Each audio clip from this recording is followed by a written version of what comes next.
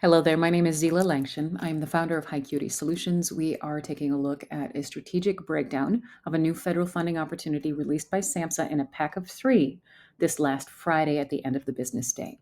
Specifically, the fiscal year 2026 Assisted Outpatient Treatment Program. In one sentence, you really had to consolidate your thinking on this. It is a high structure, cooperative SAMHSA opportunity for jurisdictions who are ready to launch new civil court integrated AOT programs for adults with serious mental illness at meaningful scale under active federal oversight. In reviewing the financial scale of this opportunity, you can see SAMHSA has allotted $10 million in total estimated funding, and they anticipate making between 11 to 16 awards, so there's some up and down in there. The annual funding maximums are tiered based on capacity. Programs that serve 50 or fewer patients can request up to $500,000 per year. Serve 51 and above, programs can request up to $750,000 per year. The project period spans 5 years. This is a long-term investment on SAMHSA's part. Eligibility for this NOFO is highly specific, could even be considered narrower than in most other behavioral health competitive environments.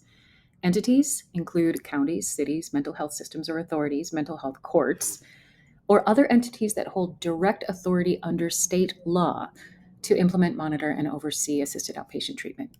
There's one critical factor here that needs to be kept in mind. It's a disqualifier. Only applicants that have not previously implemented an AOT program are eligible to apply. When we look at what this funds, it needs to be said this is not something to consider as a general behavioral health capacity building kind of a grant. This is a jurisdictional implementational opportunity. Program implementation aiming with the ultimate goals to reduce hospitalization, homelessness, incarceration, and justice interactions while also improving outcomes. Success here will require a civil court-driven operating model and deep, direct implementation readiness. Successful applicants will be able to demonstrate strong community partnerships and also have their service delivery infrastructure lined up and ready to execute immediately. Direct service provider partners must be credentialed.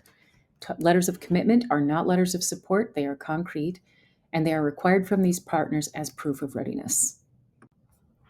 Attention will need to be paid to the hard stop screening risks here. There are 2 primary ones. Applications that propose serving individuals within the criminal court justice system will be disqualified. This model strictly demands individuals are pre-identified prior to arrest or booking through a civil court process. Second, if your state lacks the legal authority to either implement, monitor, or oversee AOT at the time of your application, your proposal will be automatically screened out.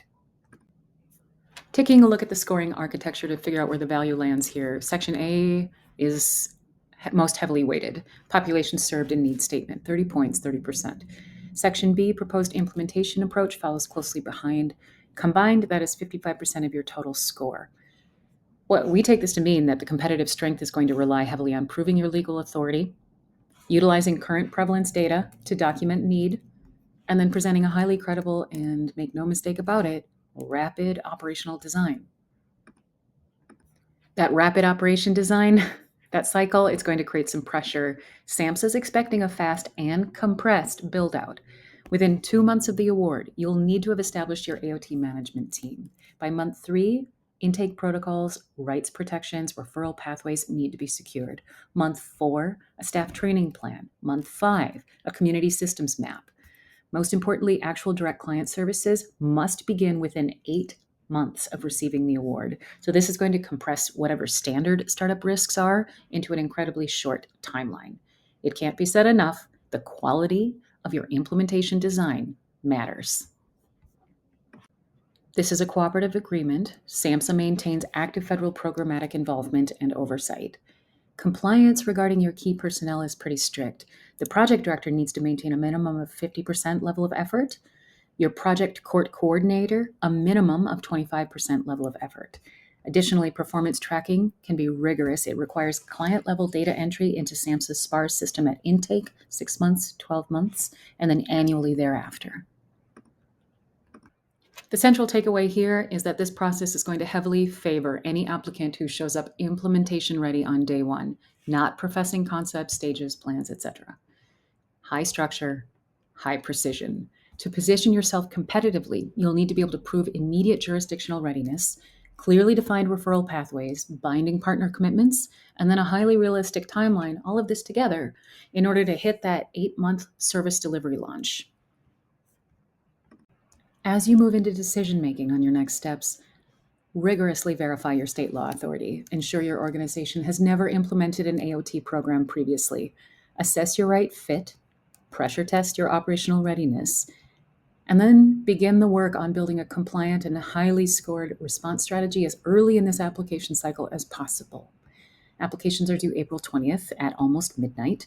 You can reach out to us at any time if you need for support in your implementation or your application strategy. You can find us online at www.HiQuitySolutions.com. HiQuity, HiQuity, solutions.com. Till then, take care and thank you so much for the time.